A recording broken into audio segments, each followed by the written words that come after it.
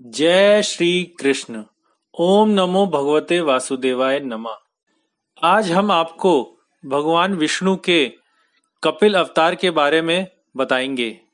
श्री कर्दम मुनि के द्वारा भगवान श्री विष्णु से विवाह का वर प्राप्त करने के कुछ समय बाद राजा स्वयंभू अपनी पत्नी और पुत्री देवहूति के साथ कर्दम मुनि के आश्रम में आए।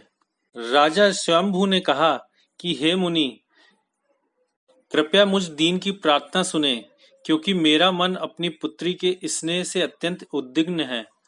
जब से इसने श्री नारद मुनि से आपके उत्तम चरित्र, विद्या, रूप तथा अन्य गुणों के विषयों के बारे में सुना है, तब से ये अपना मन आप में स्थिर कर चुकी है।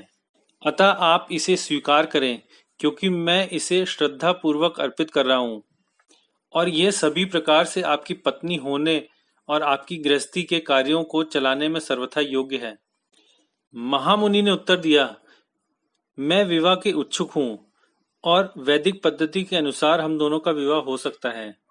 ऐसा कौन है जो स्त्रियों में शिरोमणि स्वयंभू मनु की लाडली पुत्री और उत्तानपाद की बहन को समादार नहीं करेगा। अतः इस सती कन्या को मैं अपनी पत्नी के रूप में स्वीकार करता हूँ। कर्दम मुनि ने कहा कि मेरा विवाह का प्रयोजन एक सत्पुत्र के लिए है। उसके जन्म के बाद मैं संन्यास ले लूंगा। मेरी यह प्रतिज्ञा तुम्हारी कन्या को मान्य हो तो मैं विवाह करने के लिए तैयार हूँ। देवहूति ने कहा, मेरी ऐसी ही इच्छा थी कि मुझे कोई जितेंद्रिय पति मिले। इसके पश्चात मनु महाराज ने विधि पूर्वक कन्यादान कर दिया। देवहूति कर्दम का विवाह हो गया।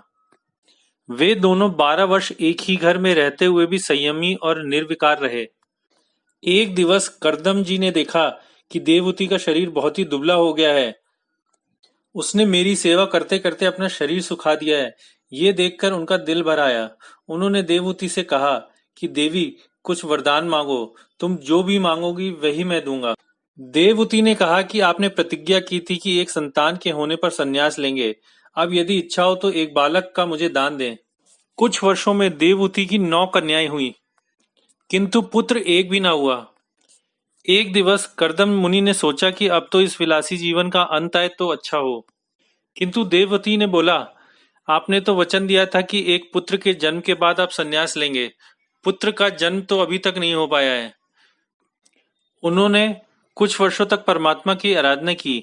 इसके बाद देवहूति के घर में साक्षात नारायण ने वास किया। 9 मास का समय समाप्त हुआ। ब्रह्मादि देव कर्दम ऋषि के आश्रम में आए। कर्दम मुनि और देवहूति की तपश्चर्या की आतुरता से भगवान उनके यहाँ पुत्र रूप में आए। इस तरह भगवान कपिल का जन्म हुआ। कपिल भगवान की जय। हम आशा करते हैं कि कपिल भगवान के प्राकट्य का यह प्रसंग आपको अच्छा लगा होगा। कृपया लाइक, शेयर और सब्सक्राइब करना ना भूलें। जय श्री